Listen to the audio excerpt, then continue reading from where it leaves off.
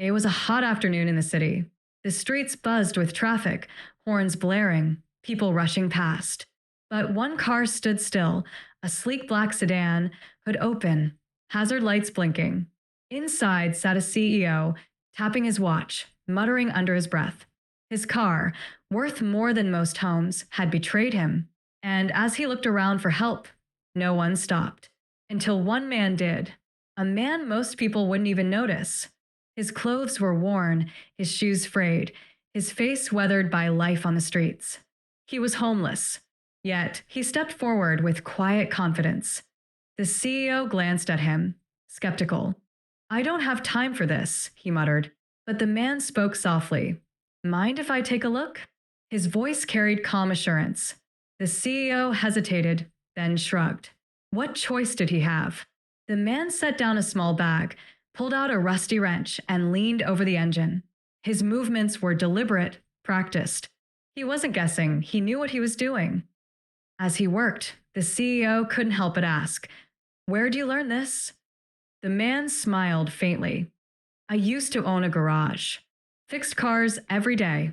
Had a family, a business, a life. But things changed."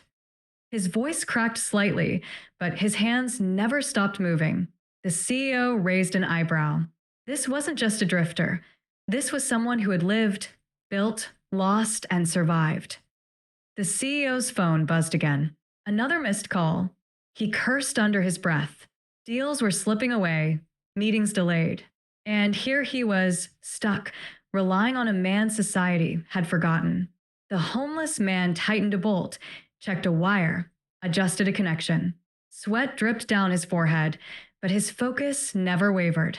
The CEO watched, curiosity slowly replacing frustration. "You ever think about going back?" the CEO asked.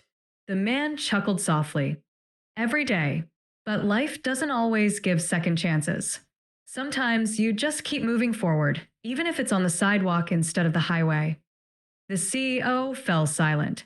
For the first time, he saw the man not as homeless, but as human, someone with dreams, regrets, and wisdom carved by hardship. Finally, the man stepped back. "Try it now," he said. The CEO slid into the driver's seat, turned the key, and the engine roared back to life. Relief washed over him. He stepped out, ready to offer money. But before he could speak, the man said something that froze him in place. "You don't measure a person by what they own, but by what they give." The words hit harder than the engine's roar. The CEO stood there, stunned. The CEO looked at the man differently now. He saw resilience, dignity, and wisdom hidden beneath worn clothes. "What happened to your garage?" he asked quietly. The man sighed. "A fire. Insurance didn't cover it. Lost everything. My wife left. Been on the streets ever since.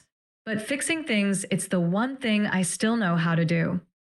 His voice carried both pain and pride. The CEO's chest tightened. This wasn't just a mechanic. This was a man who had lost everything, yet still gave what he could.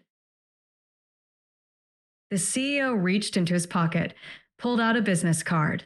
"Come by my office tomorrow," he said firmly. "I think you can help me with more than just cars."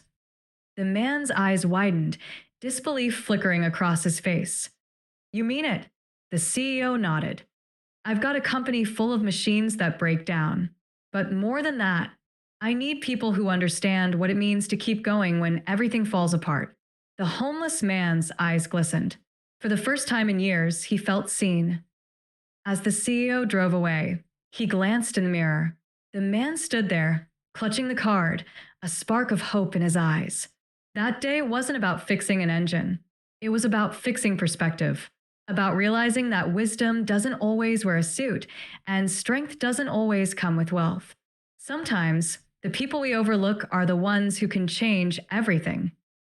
And so, the story of a broken car became the story of a broken life finding a chance to rebuild. For the CEO, it was a reminder that success isn't measured in cars or contracts, but in compassion. For the homeless man, it was the beginning of a new chapter. And for us, watching, it's a lesson. Never underestimate the power of kindness or the wisdom carried by those the world forgets. Because sometimes the smallest act, fixing a car on a hot afternoon, can change everything. Don't forget to subscribe, like, and share this to your loved one so they can claim victory on negativity.